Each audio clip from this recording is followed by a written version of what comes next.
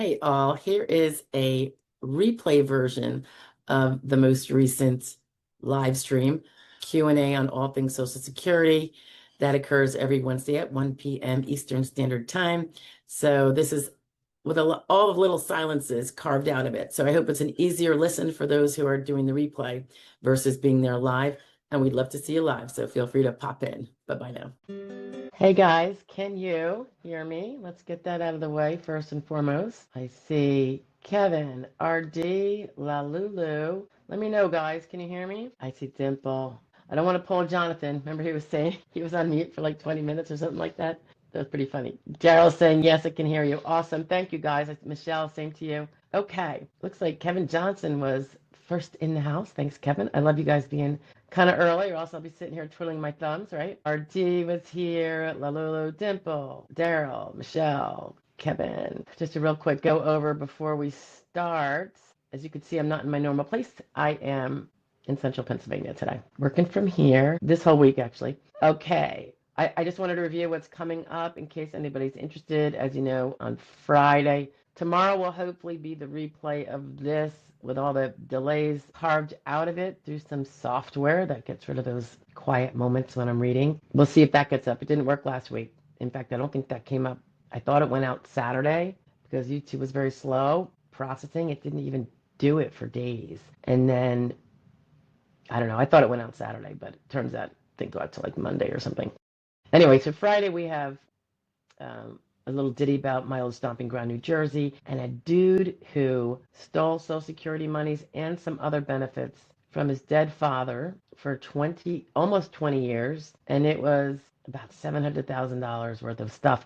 And I think the part about this one that ticked me off the most was I feel like he got an extreme slap on the wrist, like a misdemeanor punishment. I mean, they can tip it over by one day and make sure it screams felony, but in essence, what he got, the man's 66 now, was punishment like a misdemeanor. Not really fair to the people that only do misdemeanors. Okay, we also have something coming out has to do with when a claimant's statements are inconsistent with his own medical records, such as they may suggest he's more able than his medical records. And that can happen both at hearing, it can happen in function report, and that's why those things are really important not to screw them up. So we go into that a little bit. And again, I'm not sure which days these are. Another one is a piece of a collaboration between Jonathan and I. And we touched on, this was during his live. It was a particular individual with varicose veins, age 50, and we touched on things to consider for the RFC, that you want to get evidence in there of how it would limit, that kind of condition would limit residual functional capacity to do, say, walking, maybe standing, and also touch on the grids with that.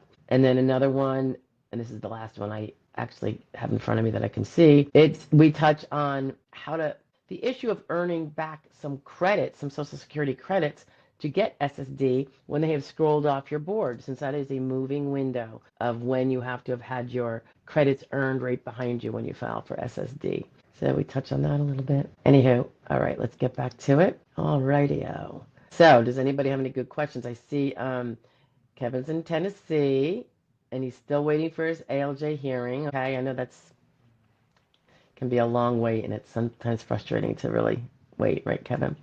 RD is from California, and RD knows he or she got the denial notification in late August, looks like 8/27, and as of today, RD hasn't received the hard copy denial letter via snail mail. Is this typical? It's not typical. I mean, like you said, they even said within 14 days. U.S. mail is a problem. Can you get that RD on your SSA.gov site, or is that not available to claimants yet? I would, if you don't have a lawyer that handled that, I would contact the field office, or even maybe, I don't know about the office where the judge is, but I would definitely contact the field office and say, can you send me this up? Because you got the denial on 8/27. What is the date of the denial? Is the notification the date of the letter? Because that's when your 60 days is going to run to appeal, if that's what you're going to do. If you're going to file anew, not such a big deal. La Lulu says hello to Stephanie and all the good people joining to listen and learn today. Thank you, La Lulu. I appreciate you being here. Dimple's saying hello from Ohio. I hope you're feeling well, Dimple. Hope you're getting your Getting your decisions in order. Okay, and everyone confirm they can hear. Daryl's in the house. Michelle's in the house. Daryl says, oh no, sorry, Kevin says, did it say we're doing a non-medical review? Mine said that with a second denied. Yeah, they're still doing that, I think, Kevin. That mixed messaging, I think, that exists for a couple years now. 3 maybe. I don't see that that's changed. I haven't seen them correct that. I mean, I think it's something that needs correction. Maybe they think it's appropriate. I don't know. I just think it's a mixed message and it's kind of cruel. Let's see. Come on, guys, send up your questions. RD did get a copy from his rep. Okay, it sounds like your mail got lost in the mail. I don't know about you, RD, but that seems really not unusual. I don't trust that. It's kind of sad to say because it's an institution that was, almost perfect for so many years, including back when I think there was a pony or something, right? It was really important, but it's just not the same anymore, which is weird because you would almost think, well, there's less volume. You think they could get a better grip on it. I mean, because with everybody paying bills online through their bank, they don't have to mail the checks. You'd think there would be a lot less, mail going through that would overwhelm the system, but who knows? Tayyum. I don't know if I said that right. Tayyum, but that's a cute little picture there, I see. Good morning to you too. Kevin says it's true. A non-medical review is not. Oh no, that's not true. People that get awarded but don't know it yet, and this could be after an initial or a recon, they don't know it. They just get the notice that says a decision has been made. We're not telling you what it is, and it is now in non-medical review. And some of those are actually the wins. This is what I was saying before, Kevin. It's happening. They're sending it out to everyone upon which a determination has been made, and people that are paying attention to what we talk about now know that it doesn't mean that you won, even though it should. It doesn't. However, if you did win, you're still going to see that message. Incidentally, I'd gotten an indicator that one of my cases on initial, this is a case where the person moved out of the country. It was a really difficult logistical case because medical records being in a different language and medical systems being differently down there, and the person not having a lot of spare money to go get the treatment. But miracle of miracles, it worked. It was the way it should be when right is coming down. And this, so I think that was the case. I had 2 actually this week on initial, but so far anyway. If I called 1 and it was a general number, I think I was trying to find out where is the I forget what I was calling for. So, and the person who answered the phone, which was not the adjudicator, said, "Oh, let me look it up," and looked it up and said, "A decision has been made and it went to quality review and now it's back at the field office on non-medical," or something like that. And I'm like, ooh, it went to federal quality review. So a determination was made, went to federal quality review. I have this perception, they haven't screamed it out yet, that when things go to federal quality review, it's because they were an award. The adjudicator decided to award, and they're double checking that adjudicator followed all of the federal rules that adjudicator, regardless of what state they're working in, has to comply with. But it means that adjudicator saw our arguments, saw the medical evidence, and agreed in one shape or form. Doesn't tell us what onset date they may have decided. Is it going to be the one that we asserted? Is it going to be a later one? But that was good news. Federal quality review. At that point, I didn't know the true final end decision was, but it sounded very hopeful because I heard federal quality review. So I did find out later that it was, or an indicator. I don't have the paperwork yet, that it was in fact awarded. So very psyched. But again, you're going to get that non-medical review, Kevin, even if it's an award. JRP says, oops, I think I missed something. Oops, sorry. I'm sorry. I'll come back down to you, JRP. AF Vet, hi, Guy. I talked to my former attorney today, and they acknowledged they failed to send 2 key pieces of evidence to my ALJ. As you know, I was denied. Yeah, that's, I'm not even gonna go there because I don't like this. I'm not a big pot stirrer necessarily in things that are not my specific business, but that's not good. Daryl asked if I do anything with the VA. I have obviously a lot of veteran clients. I want to feel like half of them are veterans at this point, but I do not. And I as a lawyer, it was pretty simple to get qualified to be a veteran representative for VA benefits. And I did do that, and I even invested in the most comprehensive course at the time, and this is years ago. It was like a 7-hour course because I wanted to be really up to speed because, my forte is Social Security. I've studied this for 20 years, 24/7. And I did do the 7-hour, and I just felt like it wasn't enough for me to be master of the game. So I never actually practiced it, Daryl, because if I don't feel as strong about something that important, competently strong as to everything needed, I didn't want to do it. I wanted more. And I just never had the time to go get more, because I'd have to carve it away from Social Security. And of course, that's not something I'm going to necessarily do if it's going to be a time factor. So, yeah, my throat is still a little hoarse, but I'm doing good. I'm sure you're all getting colds out there too. They come, they go, they pass. My poor husband has it now, really, really bad. But so I don't. But there are some good people out there that do the VA work. So JRP says, I have an ALJ hearing next month on the 15th. Okay, I'm going to be rooting for you, JR. Hope you have a good attorney or non-attorney rep there, one that will not leave out two of your critical pieces of evidence, like AF vets attorneys say they did. Someone's head should probably roll for that. Evan asks, when are you going to have a special guest on? I don't know. Everybody's afraid. Either they have weird schedules or people are really shy. Mine would be mostly colleagues. I don't really reach out to strangers. So it would be people who do the same kind of work as I do. And some of them are gearing up. They might start as doing like a pre-recorded with me, and then maybe I can lure them into the live because it is fun. I have so much fun when I do it with Jonathan. Yum says first time on live chat. I pronounced it. Are you saying I pronounced it well? Thank you. As in ta-ta. So is it ta-yum? Is that a yum or a yaum? But in any event, I'm going to say ta-yum until you correct me otherwise, okay? Tayyum says, question, SSDI and SSI applications travel together, correct? That's generally correct. When is denial letter sent for SSI occur if approved? Well, they can be different. Right? SSI, so it really depends. Remember, SSI, you file for both, and let's say your SSI application shows that you financially don't meet the requirements. They will send out a denial letter on your SSI while your SSDI continues on to the medical workup. And you can appeal that SSI if you're like, no, I really am poor enough. But, I wouldn't appeal it unless I was. I'm trying to think. So SSI denied on financial, SSDI keeps up. Likewise, you file for SSDI and SSI, and they determine that your alleged onset date, you weren't even insured for SSDI, your SSDI would be denied and your SSI would continue on for medical workup. So if both are not possible, they will continue on with the one and send out the denial. They do it generally when they first know of the reason for the denial. The two I just mentioned, respectively for each program, those are all non-medical denial reasons because you didn't pass the criteria for that other prong of non-medical, which is the financial. I hope I answered that question. Okay. Michelle M. Hi, Michelle. Can you, as an attorney, see the actual medical records the DDS has collected? Yes.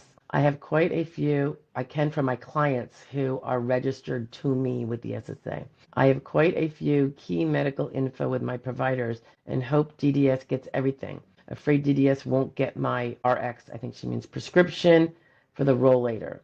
Okay. You can go in as well, is my understanding, Michelle, if you're pro se. It is my understanding that you have access to view. I take that back. You have access to view what you've sent in. And you can send it in right through your SSA account, and you can see that it was sent in and that it's sitting there. So if you don't have an attorney who can go check or can't confirm that they sent it up, and maybe you're pro se, you can go check, send it up yourself. I would do it through that online way, guys. I wouldn't go mail it or drop it off at a field office. My goodness, you're having whatever person that you don't even know if they're competent having to handle your stuff and scan it and then direct it and make sure it gets up into a totally different office. So just do it as direct as you can. People can do it, I'm guessing, through their phones.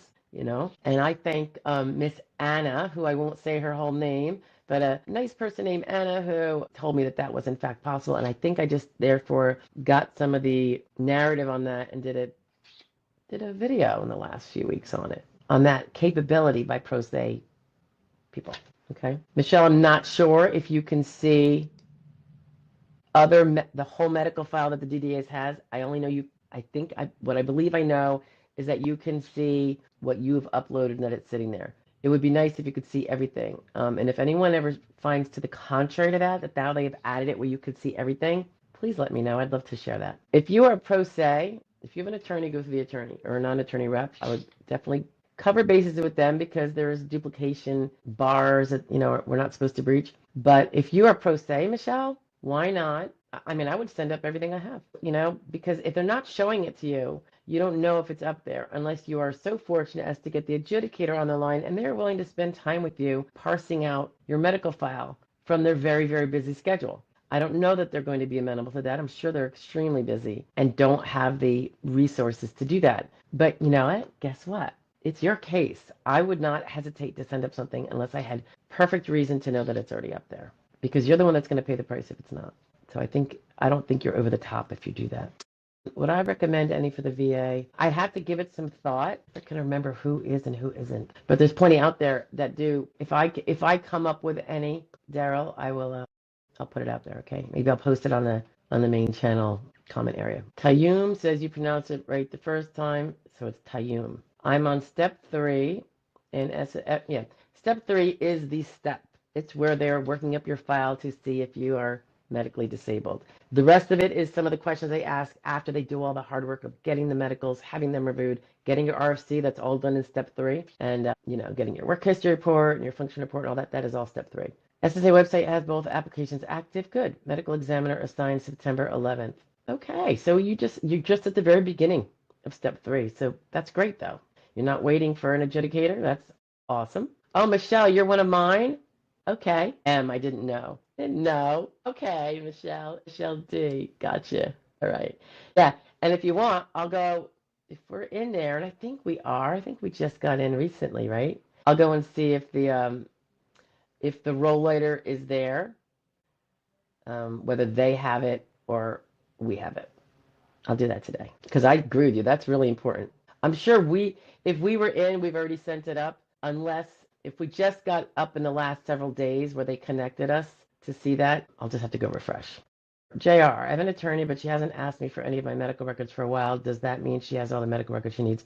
There's no such thing as all the medical records we need, in my opinion. We should be having all the medical records that exist, and that is a continuing, moving thing, right? If you stop going to doctors and you don't have any more medical records being born, you're hurting your own case. I don't think you're doing that. So if I were you, and I hope your attorney has a really good, they're not expensive in the scheme of things, case management, client management portal system like we do, because then you can ask and you can report. We have a system where there is a running message thread where a claimant, if they're going to do the job for themselves properly as we guide them to do, will every time they have a visit, they go into the message thread and do one more message about here's A through D, who I saw, when I saw him, what I saw him for, that kind of thing. And now there's like a running chronology. So then our people who organize that, and we have them putting that in before we are even connected to the case, so that when we do get connected,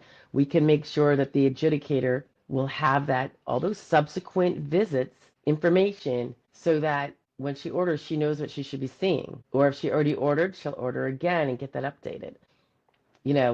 We collect it all along before we even have the chance to overtly use it with the adjudicator. Hi, Randy. When filling out paperwork for SSD, should we include getting our blood drawn? For instance, you know what? I say no, because those are prescribed by one of the treating doctors. So when he presents his information, Randy, that's going to have all those, the labs have to send it to that doctor. Just like a x-ray place is going to send the x-ray reports to the doctor. So everything comes through your prescribing. The doctor who prescribed that is the one that's going to have the results.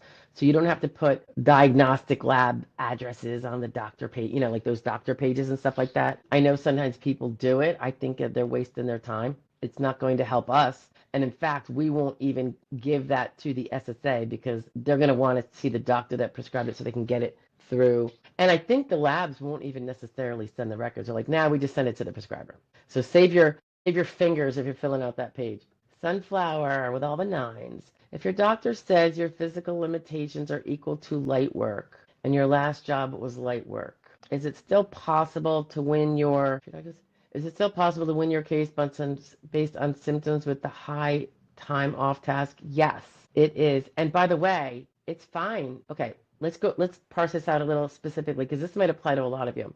You're over 55, Sunflower. Even if, remember, there's the three things you have to prove. You are limited to either light or sedentary work. And according to what you're saying, your evidence says you are limited to light work and can do it. You have a job that you can no longer do for whatever reason, even if that old job was light. Let's say you can't do it because of it requires a lot of finger use and you have intense, you mean the fingers, you have intense arthritis where you can't use your fingers 6 to 8 hours, which is frequently, that you have proof that you would have to be able to use them something less than that, or that you can't sit in a chair the requisite hours without intense back pain for 6 out of 8 hours, so that you can't do that job. You know, it might have been light, but it might have required more sitting than you're able to do. Or a not infrequent one is that the person's job before was skilled and they can no longer, due to maybe some mild to moderate mental health symptoms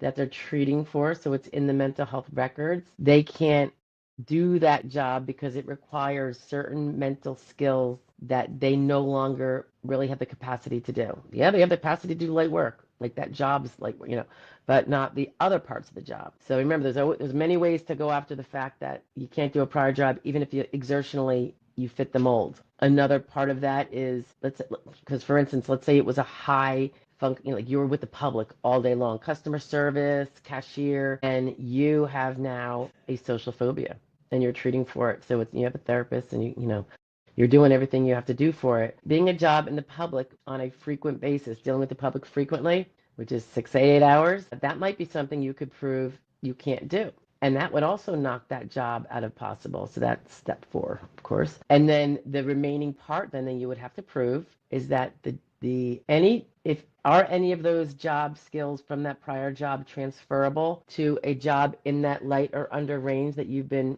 pigeonholed into? If not, then there are no transferable skills and you win if we did all 3 of those things now. Or if the job has transferable skills, but you in particular can't transfer them due to mental health conditions, perhaps, to that other job that you could otherwise do, then that would be another way to meet that grid. So there is ways. It's a lot of needle threading, right?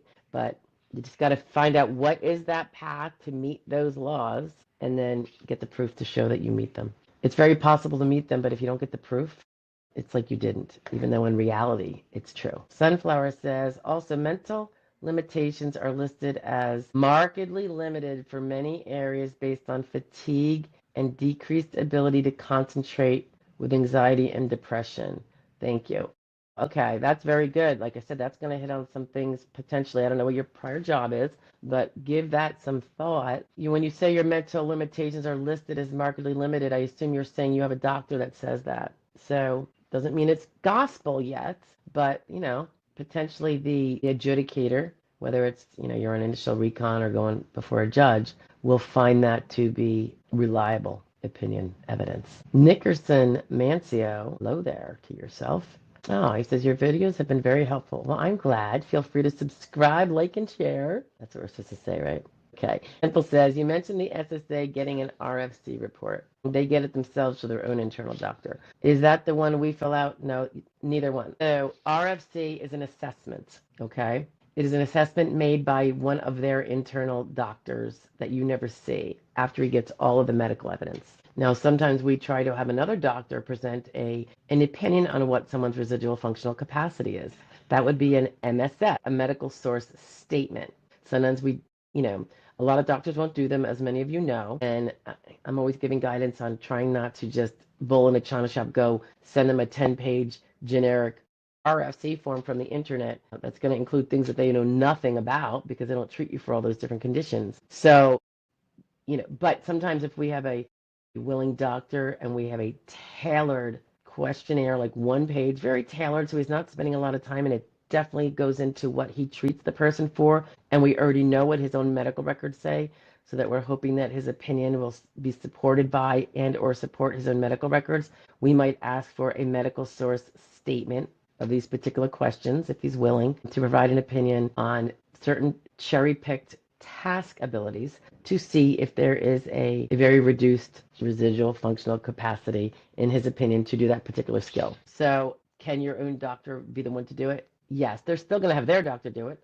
They're behind the scenes guy after all the medical, but your doctor could be one piece of that evidence going in addition to his records, that if they contradict or are inconsistent or flat out never even talk about those incapacities or reduced capacities, his own MSS is going to carry very little weight, because if it was like that, why didn't he ever discuss that? Since you're his patient. She goes on to say, while at therapy today, I was wondering about having my therapist to confirm the strength or lack of. I didn't want to ask him about it because not knowing what he would say.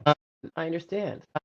I don't know if you've seen your therapy notes, but a lot of times they do put strength opinions in there. 4 to 5, lower extremity, left lower extremity, 4 plus out of 5, 3 out of 5. So you might want to, I would say, before you, well, you can always ask verbally, but before you ever ask for something in writing, which now becomes ironclad and part of your medical file, even if it's bad, you could always ask them, say, if you were to give an opinion about the strength of my, if it's your legs, dimple, or, arms, whatever it is, hands, whatever they're therapizing you on, you could always ask them verbally. That's not going to be in any recording, presumably. And just say, if you were to, just ask them to say, like, if you were to, I don't know if in your notes you put down my, strength measurements that you determine at each session, but do you? And if he says yes, oh, okay. And if he does, you could say, oh, can you tell me what they are? Like, how reduced do you think my strength is in my legs? And maybe you could have an honest conversation, and now it's not carved in stone, but now you know it's going to be in the therapy records. Can be helpful. Randy says, I assume you make sure that your client statements line up with medical records, correct?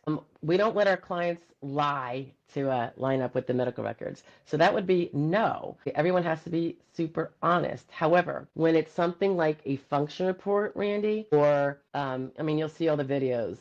I always say, you don't have to talk to your doctor about if you're going on vacation, because everything is going to show up in your medical records. They always seem to put that stuff in there. And the word vacation always makes it sound like someone is doing pretty well physically and not in a painful situation.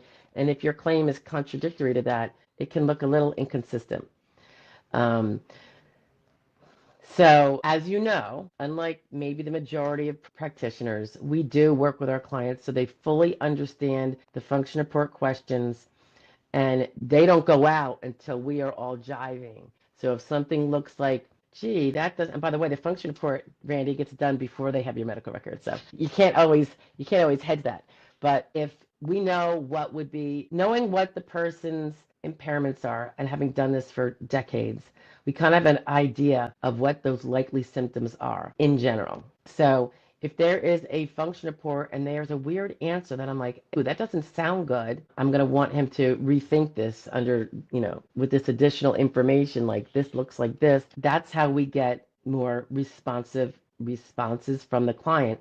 And then, of course, as you might know, we actually physically, logistically help them get it put together on paper. A lot of clients can't sit down and write that long or type that long. So things will just never get out. So for that reason, as well as the fact that we're reviewing it answer by answer anyway. You're not aware of this yet, Randy, but we have one of our packets is it's actually consists, one packet is actually 3 packets, 2 of which are to be, the data is to be answered by our client. And one of them is activities and symptoms.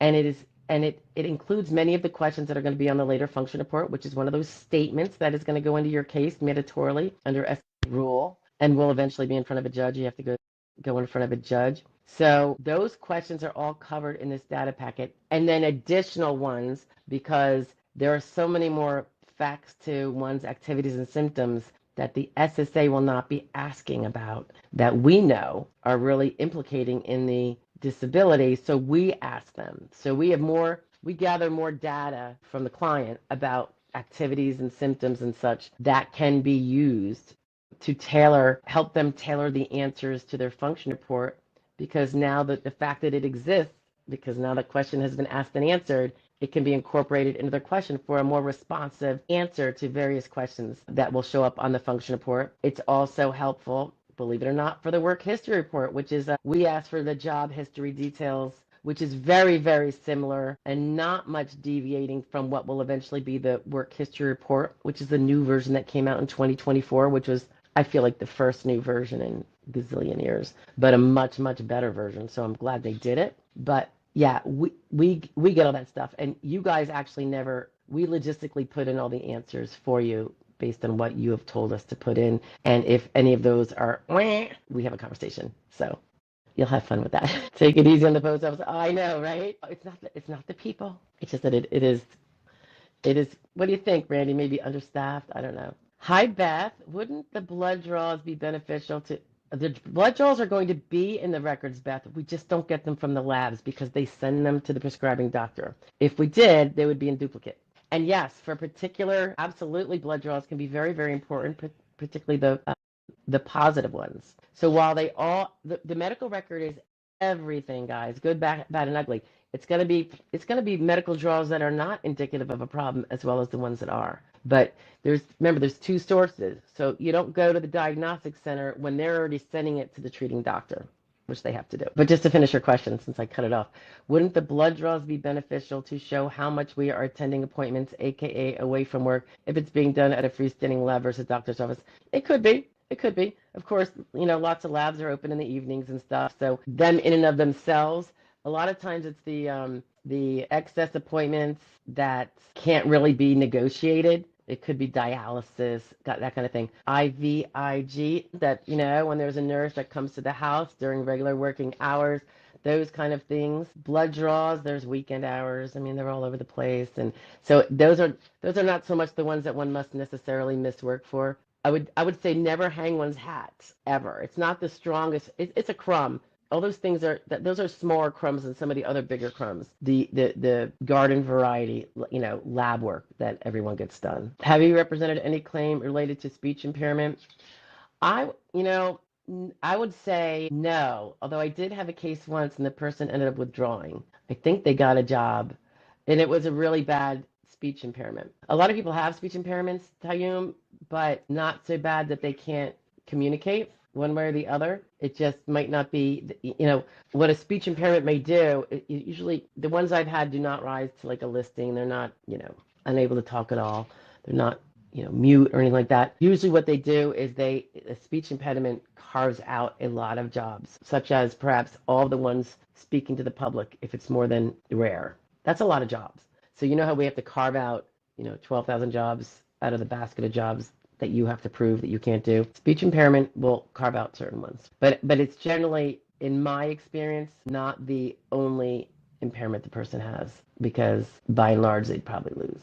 That's not to say there couldn't be extreme cases. I just haven't had one. Not since that one, which really was extreme. Kevin says, I have been prescribed a walking cane, still need left knee surgery. I hope I win at ALJ hearing. All right, so make sure your prescription for the walking cane is in there. That's not going to eliminate all jobs. It can, depending on your vocational profile, Kevin, it could be the fork. Could put a fork in it and put you into a grid or what have you if you're of that age. And the proof that you need left knee surgery, once that gets scheduled, that's particularly helpful. And of course, does it make you able to now do things that your bad knee didn't let you do? Sometimes the surgery, fixes you right up so you no longer are disabled. You might be limited, but not disabled from all jobs. So keep that in mind. Javi says, I'm 46 with medically documented depression and anxiety going back 30 plus years. I'm sorry, you were a child, right? Young person. Recently diagnosed with PTSD and working as developer, but falling apart, and I'm hoping I could qualify. Thoughts? I think you're going to have a very tough time based on this. And it will all depend on, you're able to work still now, and you have a high pressure job probably as a developer. So it might just be, well, with PTSD, maybe you should be going for a low stress job. And then of course, depending on how, I don't want to see you deteriorate, where even a low stress, simple, unskilled job would be off limits to you. So, but it is difficult, purely mental, when you're still able to work. Remember, you have to not be working SGA in order to file, right, Javi? But I hope you feel better. I don't want to see you get worse and have to go on disability if you don't have to. Shub is in the house. Good to see you, Shub. I appreciate you. Did I miss the bird? No, but I want to show you something. I might have it. I'm working away from Stroudsburg today, and I so badly wanted to bring the bird, but I didn't dare because, she's only been with us for like a week and a half. Check this out, guys. Can you see? We made a stand so she can sit on the desk and perch instead of being only on the perch on the top of her cage, which she loves to be on. So hopefully that'll work out well. And the little birds could use it too, just probably not at the same time. I don't know if they'll fight, but pretty cool, huh? We're going to try it when we get back, and if it's good, I'm going to ask my husband to make a few more. Very exciting. The bird's amazing. Dimple says, my dominant hand is extremely weak, and I have had an ultrasound done at different times, which shows the advancement of the RA damage. I'm thinking that should be proof of my limitations of my hand. Yeah, we'd like to think so, right? And again, you can ask your therapist, are the measurements of the numerical weakness of my hand, are those in those records? Just out of curiosity. I'm sure they would tell you. I would think. I mean, otherwise, look at it. Just go order them. Can you get them online from your portal? Kevin Johnson says, orthopedic doctor wants to do 2 surgeries. Orthopedic doctor wants to do 2 surgeries. I'm really confused on that. Yeah, well, never hurts to get second opinions. I can't really comment on whether you need it or not because I'm not a medical doctor. But if you're confused, you need to ask questions, I think, because I think you need to have at least a basic, better understanding, right? It's your body. Jasmine Tucker, nice to see you, Jasmine. Do being in a wheelchair, which is due to muscle weakness, degenerative disc, back pain, and dizziness from the weakness, give me a good chance of winning my case? If you are medically uh, either described as and prescribed the wheelchair, and the doctor in the medical records, it says she needs to be in a wheelchair to get around because she's at a high fall risk. She should be in the wheelchair most of the time. I think that would be a very good chance of winning because I think you could meet a listing, perhaps. So I do, but it's not just because you have a wheelchair and you roll around in it. It's going to have to be in the medical records, prescribed. She needs to be in a wheelchair. She's not able to walk reliably or safely without a wheelchair, to be without a wheelchair. Jeffrey Taylor, good afternoon to you too. Steve says, it's Mrs. Joy. Pump the brakes, Jeff. No, Shub. I go with Ms. In fact, Steph is fine. Mrs. Joy is my mom. Come on now. Look, 82. Love you, Mom. She never sees this. My family doesn't watch this. Jessica Johnson says, I'm dealing with physical and mental health. I'm sorry. For both. Kevin Johnson, 59, be 60 in January. And you have attorney, right, Kevin? Yeah. You need to, the attorney is going to be for Social Security, not giving you recommendations on surgery. But you are asking, right, Kevin? Making sure that you know what surgeries they want to do and why. And are they going to do them all at the same time, or is it going to be like one this year, one next year? Can you interpret MRI reports? They're already interpreted, so it's great. That's why they have them. The judges won't take a film, nor will we. That's got to be done by a radiologist, someone qualified. Yeah. So, we've been reading MRIs. I've been probably reading them for, how old am I? Probably 30 years. So I remember I used to do insurance defense work before I did Social Security disability. So the extra 10 years there was personal injury, but the flip side of it, the defense side. So you had to read MRI reports and X-ray reports. Yeah, no, I don't blame you for going into Chat GPT and asking it to translate into plain English. Not a bad idea, everybody, to do that. Just make sure the chat, I always think if you're going to use Chat GPT, ask it to retest itself. Just say, redo that, please, and make sure that you haven't missed anything or that kind of thing. But yeah, it's great. It's great. It's great to give you an understanding of the big words if you haven't already been, using them and stuff. So I think that's a great idea, Randy. Colette Schumpert. Is it Schumpert or Schumpert? I think it's Schumpert, right, Colette? Hello, it's been a while since I've been here. You've been a great help on my journey. Oh, I'm so glad to hear that. Thank you, and thanks for being here. Thanks for stopping in. Papa's Place says, why would my PCP keep asking me to tell my doctor at the pain clinic to do everything? MRIs, X-rays, surgery. Maybe because he wants to make sure you have all your MRIs and X-rays and any surgical consults you might need.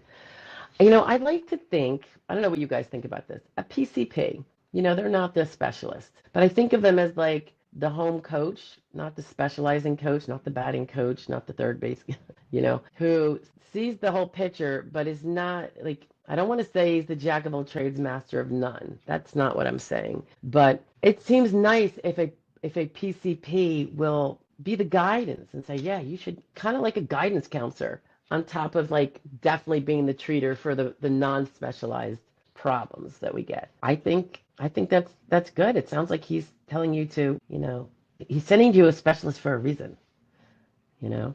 So I don't know why he doesn't just order the MRIs and the X-ray and then send you for a surgical consult to a surgical consult specialist. Maybe ask him that. Well, can you send me to, and I don't know what your problems are, an orthopedist perhaps who can work me up with MRIs and X-rays for a more updated look at my body parts in there, and maybe not the pain clinic, which is kind of anesthesia and all that. Not that they don't have a big picture look too, but I do like a PCP who's proactive like that, because sometimes they don't say boo and they leave people out there and they don't say anything. And some people say, well, my PCP didn't tell me to do that, so therefore, why would I do that? I'm like, you got to be your own advocate. If your PCP is not being there, your teammate with you, he's just collecting a paycheck for visits.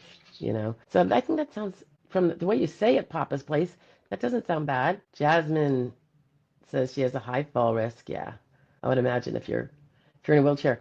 But get that all good and documented as medically necessary. It's in my medical evidence. Well, it depends how it's in your medical evidence. Just to be sure, guys, saying that she uses a wheelchair is making a statement that you use a wheelchair.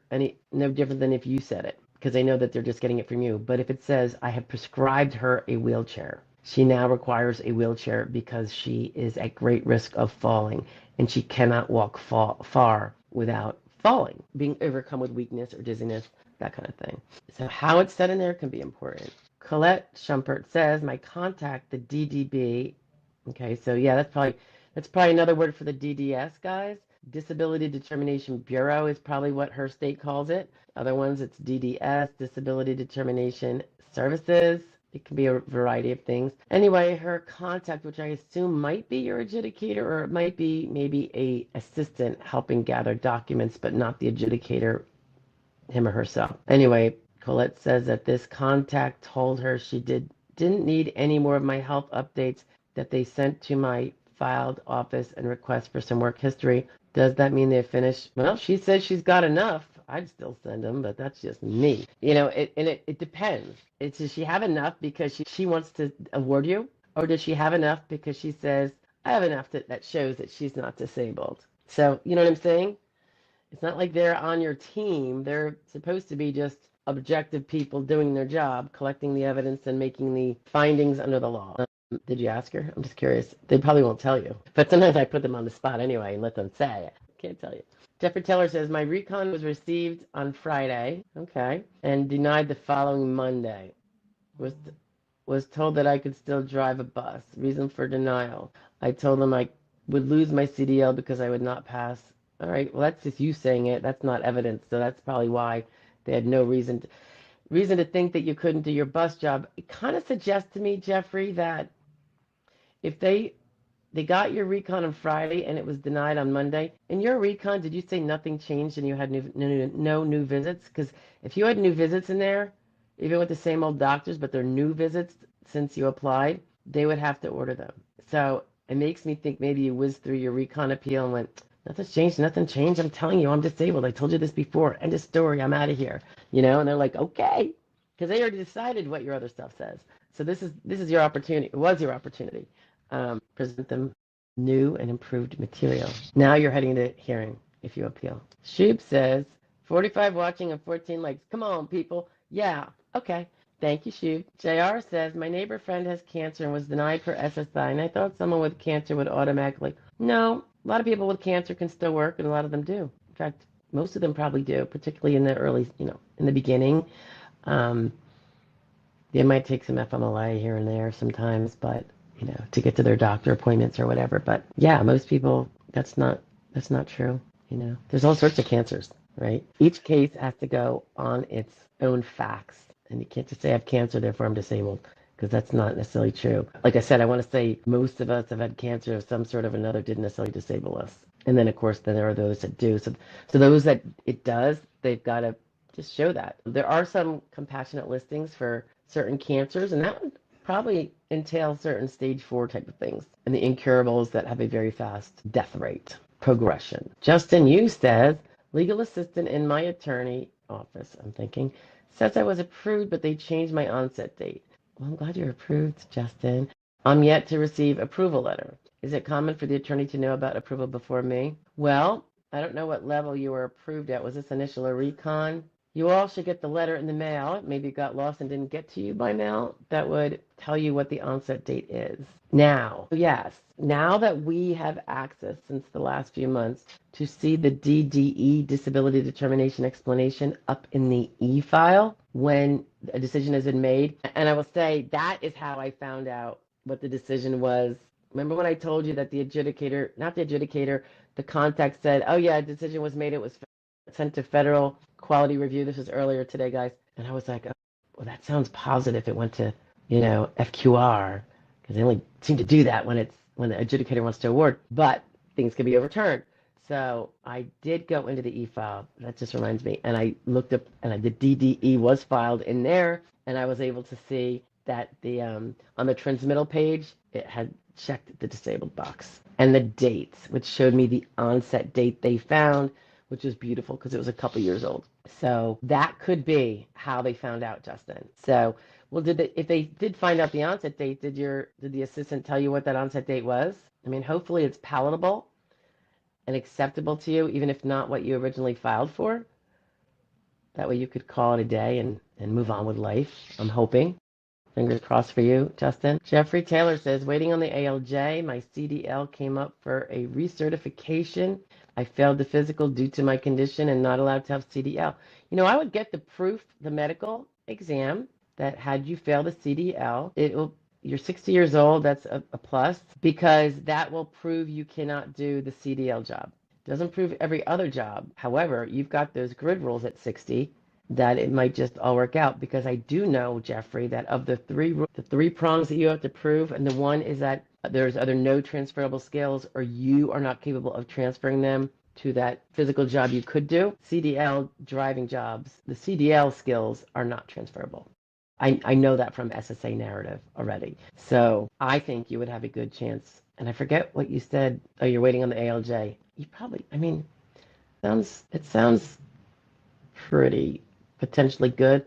Particularly if you have, musculoskeletal problems, Jeffrey, not just a, low end, maybe diabetes or cardiac, where you could do light work, just not behind a multi-ton vehicle heading down a highway at 60 miles an hour. Papa's Place is 58 with DDD. That would be degenerative disc disease, severe vertigo, bone spurs on knees and fluid, bad shoulders for years with shots. Heavy construction for 40 years on stage 3 of SSDI claim, 100% Medicaid, and trying to see I'm just popping down to Papa's second one. I'm not skipping you guys. Trying to see a psychiatrist, but hard to find one locally for anxiety and depression, and prescribed a walker as high fall risk. 5 to 7 year history of doctor visits and no work for 2 years. As long as those doctor visits keep going, Papa's Place, no work for 2 years. Outlook, thoughts, suggestions. It sounds like it could be very, very favorable, assuming all the things, there's no aberrations in what we're talking about here. You say you're trying to see a psychiatrist, and you haven't been successful. Therefore, it sounds like you're not treating at all mental health. Get a therapist then. Jump to the therapist. They're a dime a dozen, and they are, your PCP can, it's not as strong as a psychiatrist, but you don't need a really huge indicator of mental health, huge problems, just more moderate. So your PCP diagnosing you, prescribing you if you need a prescription, and a therapist for talk therapy, that would be pretty close to gold standard. If you can't get a psychiatrist for the medical, medications management, you don't need to have a psychiatrist, particularly at your vocational profile, Papa's Place. I think you do have a very good shot. If everything, as long as everyone's doing their part, in your case, it seems like it should be. Tube says, thank you all for your compassionate and tactful answers to some of these questions. You're a better person than I. I'm working to be more thoughtful. I've come a long way. Tayyum says, thanks so much, Stephanie. I learned a lot from your vids and a few others on YouTube. Yeah, there's some good ones out there. Wished I knew to search about back in February when I filed online. Yeah, well, you know what? Fingers crossed for you. Hopefully this will all be but a passing challenge getting through these kind of claims, and getting them all done up and get you where you need to go so you can move on with the new normal of having benefits, and taking care of your body and your mind. It says the field office requested that I fill out a work history for self-employment and employment. Yep, the 820 and the 821. Usually that occurs because you're doing some of either one or both of those after your alleged onset date. So it's just, we're starting to we used to not do anything until we got them, but now when the writing's on the wall that they're going to have this, we've been doing them as part of all that paperwork in the beginning we do with our clients so that, when they get the demand for that, 6 weeks later, they're not, they know that the bulk of their work in terms of that initial reports has been done back when they were calmly doing our intake stuff with all the packets. And then if needed, we obviously review the 820 and 821 and make sure everything is kosher and we submit. Sometimes if it's not the neatest or there's a lot of, if it's messy, we might type it up for them, but we make sure everything's accurate. And usually those things want to see your pay stubs, which aren't necessarily available when you're self-employed, so that won't be included. But sometimes self-employment includes a 1099. You could include that, but not the pay stubs with the hours. So that's what you want to include in your information that it asks for in those forms. Because remember, self-employed, your hours are important. Too many hours, sink your ship, even if you're under SGA. Colette says the DDB said there was a question as to how much I made while I was self-employed. Yeah, well, there might have been because I can't speak specifically to yours, but that's something we always have to kind of send me your tax returns and your Schedule C that you had to file for self-employment, which is the Schedule C. And, that's where you get your net income from self-employment, your NICE. And that's the number that should be what you reported on your taxes, along with all those expenses that you could legitimately write off. Sometimes people just do the whole revenue and they forget to write off stuff. Sometimes they don't want to write it off for one reason or another. I don't think we're required to write off expenses. Jeffrey says, thank you for your replies. That is my pleasure, Jeffrey. Thank you for being here. Papa's Place says, and as a lawyer, I have Atticus. Oh, you're a lawyer too. Awesome. I have Atticus and haven't had one call of advice from them, just a form filled out at beginning, and I've called twice to get reassurance of certain paperwork. I have learned everything online from videos and lives like yours. Thank you so much, Joy. Oh, you're welcome. Thank you for the kind words. Colette says, did they calculate quarters for the past 10 years or for the last 5 years? Depends what quarters are always calculated because it's not quarters. It is if someone has earned enough to earn one earnings credit. Earnings credit used to be called a quarterly credit. Now I think they're just called Social Security earnings credits. And there are up to 4 that can be earned in a year. So like if this year an earnings credit cost $1,810, for every $1,810, and there's no fractions, guys, it's got to be the full 1810, one has earned and paid taxes on. So they haven't taken the 1810 they brought in money for and then written off their cell phone and everything else to bring it down to next to nothing. The full 1800 is if that's what you're taxed on, that would be one credit. That's for credits, Colette. Then there's SGA, which is different. That's a lower amount, 1620 in 2025 gross per month would hit SGA and be considered not, that's too much income to be disabled. And then the rules of, SGA and timeframes and stuff would be reviewed. So there's two different, there's many different things that are used from our earnings, not just our credits, but whether we also were SGA when we said we were disabled and all that. Justin Yu says, attorney said they sent a letter to Social Security saying it's fine to change onset from 49 to 50. Okay, so you are amending your onset date because you see the writing on the wall. Wonderful. SSA account still says ALJ reviewing case in step 3. Oh, okay. Yeah. If the judge has already said, or has communicated that, hey, would he be? Sometimes they'll call us and say, would your client be willing to amend that onset date? Because judge isn't really finding that he could award him prior to so-and-so date, which happens to be the 50th birthday or something. And I was talking over with my client, and by and large, when it's going from 49 to 50, it's something that, of course, you're going to make sure that were you insured at 50? Of course, all those little checks and balances have to come into play. You don't want to agree to a date that occurred after your insurance expired, right? They will do that, and I love it because it means the case is over. And there's rarely, if ever, a reason not to probably amend in this instance. But yeah, once they have your word, and it's not just your word, it's on paper, I want to amend my onset date, then the judge has to probably um, include that in his decision, like the client, um, requested to amend onset to blah, blah, blah, blah, blah. So, and then, and by the way, step 3, that's not the step of the sequential evaluation process, probably. I don't think. I don't know that the judge presses a button every time he does something, like it goes to the next step. He's just working up the decision. So it sounds good. I think, yeah, now they got to write it up. Now that they have the new alleged onset date, now he can apply his findings to the new date and give you a fully favorable on the new date you allege. If you didn't amend, he would have to, if he still made those same facts, issue you a partially favorable award and then issue his decision that way, and you would still have the same result, but you would have the ability, the better ability, I should say. I think you always have the ability, but to appeal that, because I don't like that award date, even though you amended to it, or if you didn't amend to it. So I think when he gets an agreement that the claimant is willing and requests to amend the onset date, that gives the judge assurances that you're not going to appeal and drag this thing out because you are amenable to this whole new onset date, as opposed to not being amenable, him awarding it anyway, you appealing it because now you lost. Because, I mean, if he didn't award it, or if you awarded the partially favorable and you don't agree with it because you're like, no, no, no, I was disabled before then, remember? Well, except not under the rules according to the judge, and he's the one that makes the decision.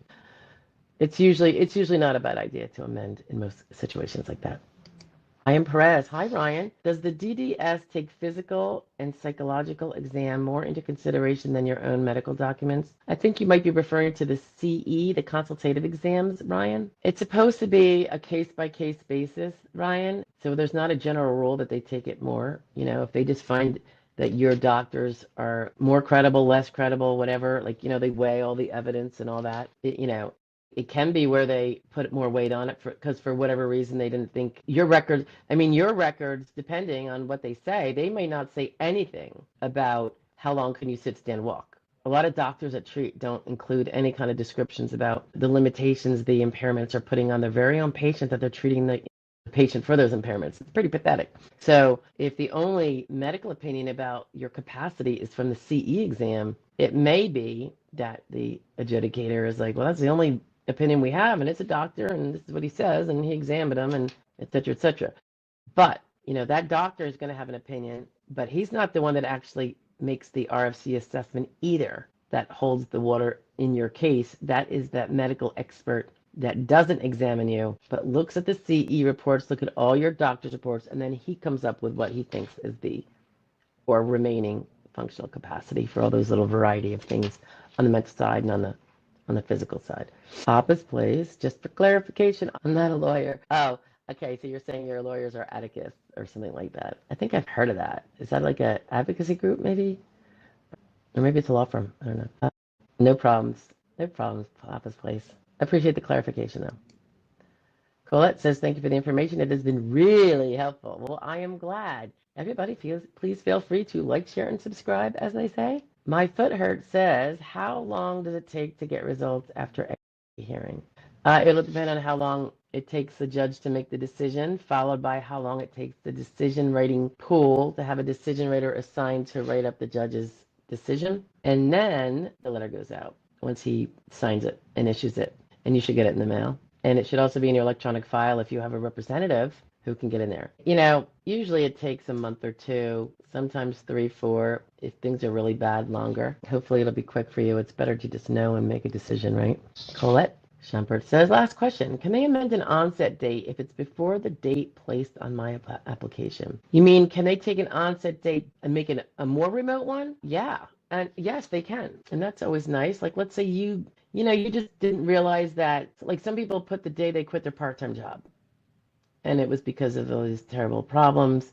But they also indicated that they had changed up their work duties and reduced them. And the SSA, when it's preparing the case to send it out, get it final to be sent out for medical workup, realizes that she says she was disabled May of 2025, but she hasn't done SGA since 2023. And we got the 821 from her. And on the part that says, did you change any of your duties, due to impairments or anything like that? She said, yes, yes, yes.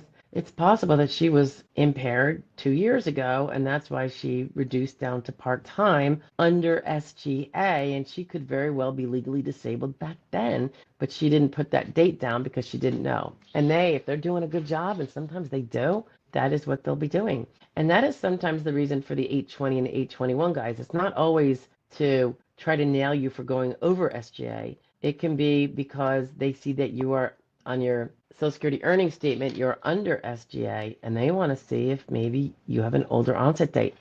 It's a very nice thing to do, because it's stepping out there for you.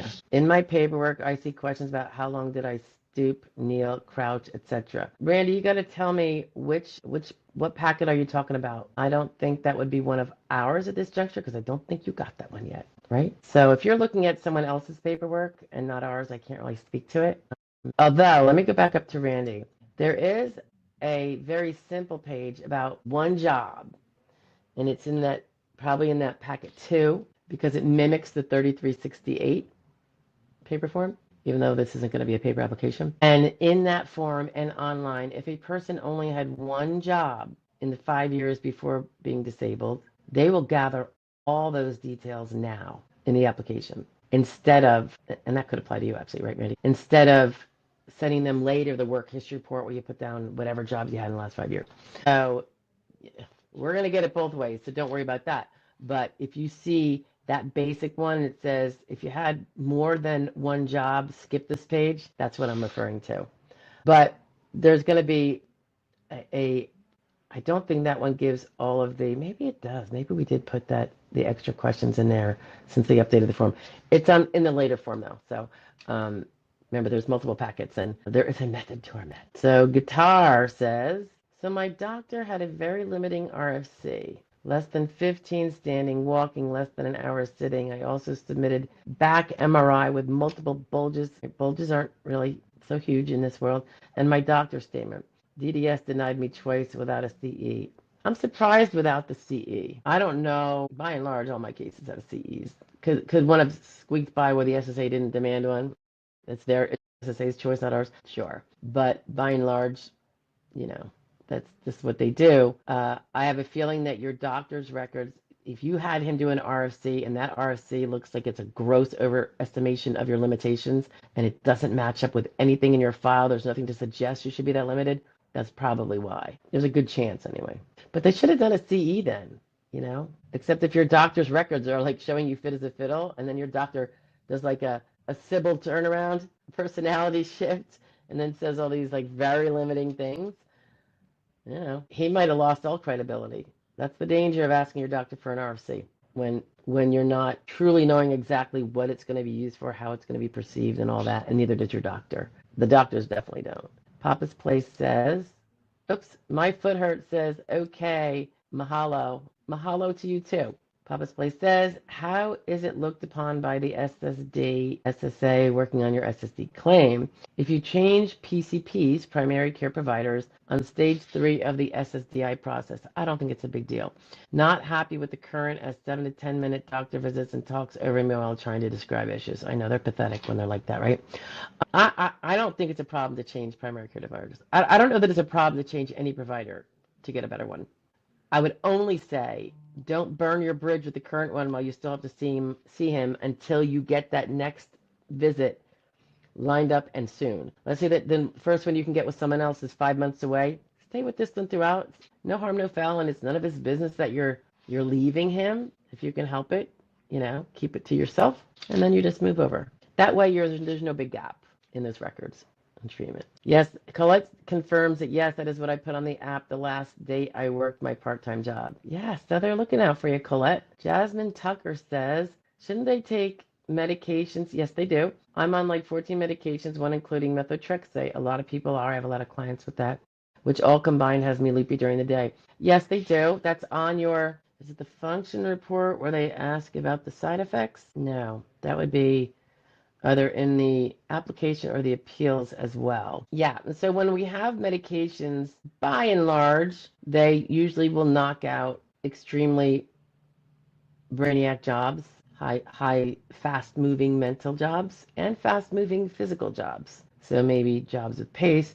They don't necessarily obviously knock out all jobs in and of themselves because a lot of people on methotrexate and other things do still work. But it can definitely be seen as a reason why they would say she's limited to unskilled work at this point. Those medications would really do a number. And it's important that you, when it's asked in any shape or form, even if not directly, that you mention that my medications contribute. You know, you don't know that they are the sole factor of why one is so fatigued or loopy during the day. It could be because you have crappy sleep at night and don't get enough hours, and that's important too. So I always say, try not to be the diagnosing doctor of you're not, but just say I have severe loopiness and I understand that may be contributed significantly by my medications, of which those are known side effects. Randy said, so read my last question. I accidentally sent it before I was finished. Oh, no worries, Randy. I hope I figured it out and answered it, but no worries. And you know how to reach me, Randy. Breach says, hello again from Lancaster, PA. Hey, Breach, we're not so far from one another. I receive SSI, SSDI. I just received enrollment Medicare card. Awesome. A and B starting January 26th. I have Medicaid. I'm 58 years old. Any thoughts or videos on Medicare? I try to lay low with that, with the details on things, because that is not what I practice. You're not going to get some very detailed information from me about Medicare because I really do focus on the Social Security process. So I know as much there is to know that can be humanly be known by a person that's also practicing it 24/7, and very busy with it. So, but I'm wondering if you're wondering, and I won't have the answer for you, but some people that were on Medicaid are like, now I have a premium and now I'm going to be really strapped because my Social Security disability is not that big. Are you still going to be getting SSI along with the SSDI? Oh, it sounds like you are. Yeah. So you are. That means your SSDI is very low. It's not over the SSI amount, which is why the SSI is pulling up the balance breach. So you might look into, I don't have a link on hand for you, but look into dual eligibility for Medicare and Medicaid, because in some instances, Medicaid will pay your premiums for your Medicare and your deductibles and your copays.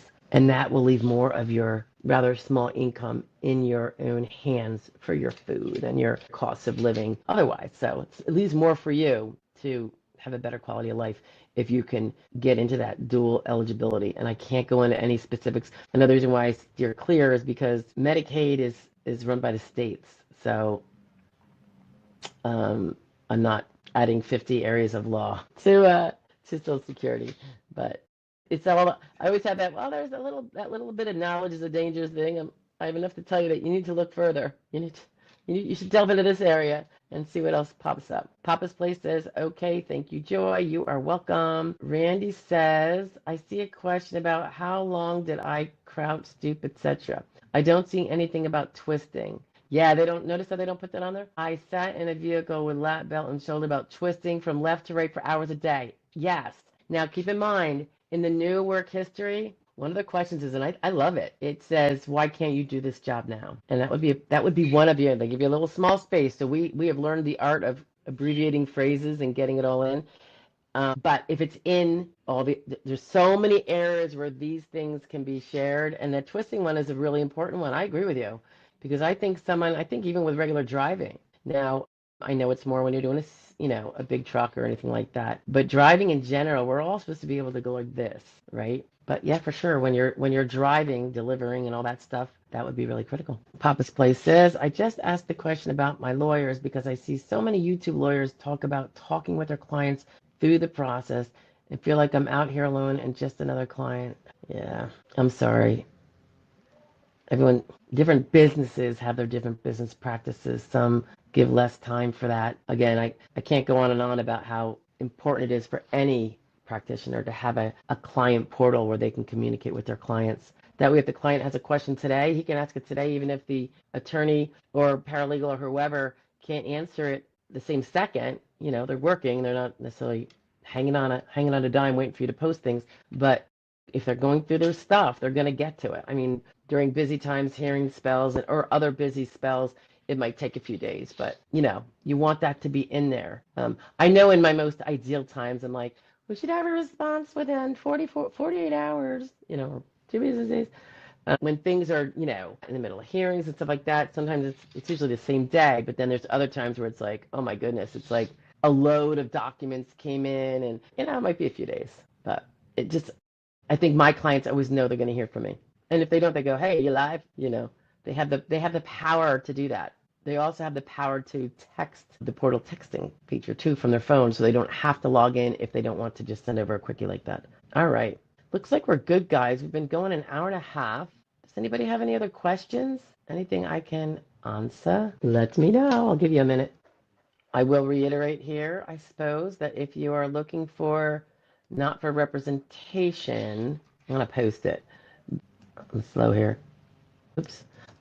But attorney consults, they cost money for sure. It's one-on-one and it's specific to whatever you need. But you would go here and that would give you more information. And if it's just to have somebody look to see if, we did have an opening for your particular category at this particular time for representation of a current or soon to be medical battle to prove disability, that would be the second one. All right. Breach says, thank you. You're welcome, Breach. RD says, oops, we have a little comment from RJ. After ALJ hearing took over 8 weeks to get approval letter from attorney. Because you never received it, right? You said?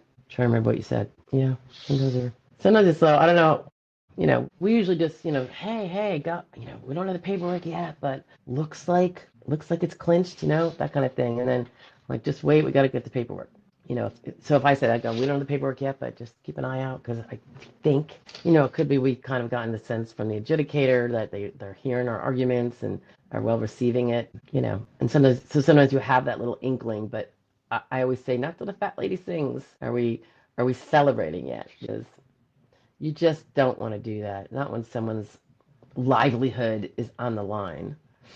This place says, thank you so much, Joy. We appreciate your passing of knowledge and wisdom. It's very concerning being a new process for most of us. You are so welcome. It is my pleasure. And you guys know I love these Wednesdays. They're my favorite day of the week. I get to hang with really cool people. And otherwise, it's very solitary kind of work in a sense. Workshops are great, but they're not really socializing. They're more, we're working on a function report. We're working on, cross-referencing all the multiple packets as we get through an application or an appeal or whatever the case may be. So this is a fun time. And it's so great to meet new people. I've met people I don't even represent, and we're kind of friends now. It's pretty awesome. Y'all know who you are. Angie says, hearing was 9/2. Oh, wait, he just had it. And judge held hearing opening until 9/16. But how long might it take to get a decision from that point? I just kind of answered this for somebody else. Same time frame as if the hearing wasn't held open for a few weeks, which is probably to get an additional information that someone said was outstanding.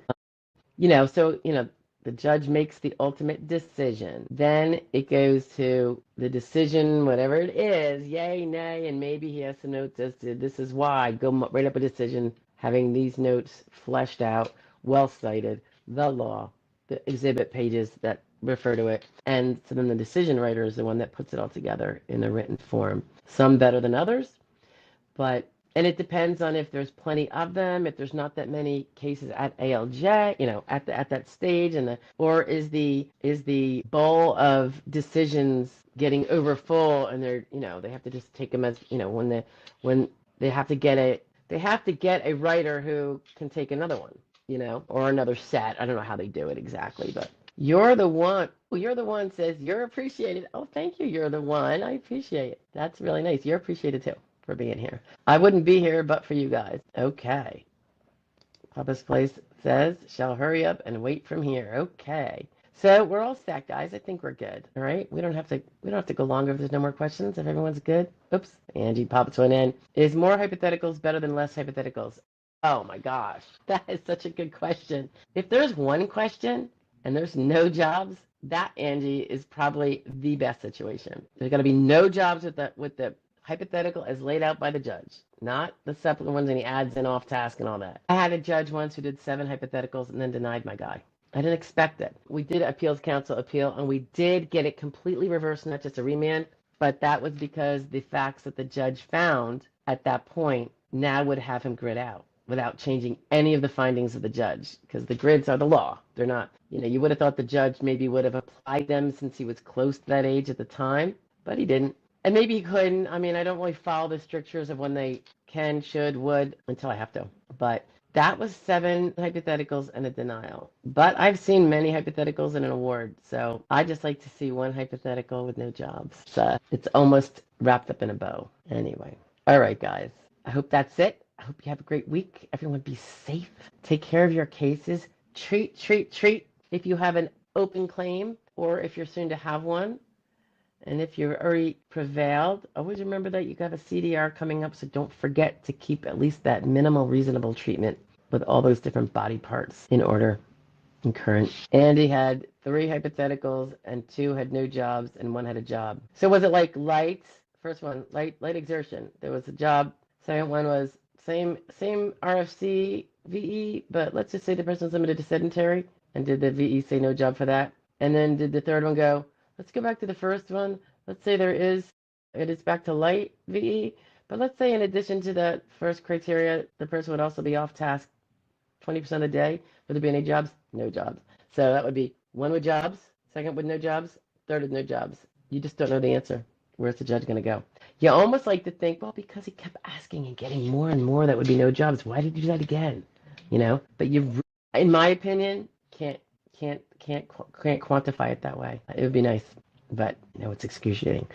All right, guys, I'm gonna get out of here. It is starting to roast in here, and I didn't want to take my jacket off because I'm wearing a tank top, and sometimes I just don't want to be wearing a tank top because it was cold earlier. In fact, my feet are a little cold, but it's a little warm in here. But I will talk to you guys later. I'll be back in Stroudsburg next week. Well, in a couple days, actually. But it's been great chatting with you all. If you have any questions suitable for video, please do feel free to post them in a YouTube comment, or you can email them to us too, assistant@joydisability.com, and they'll get passed on to me. And if they're amenable for that, that'll be done. So I'll talk to you later. Thanks, guys. Bye. Don't forget to like, share, and subscribe.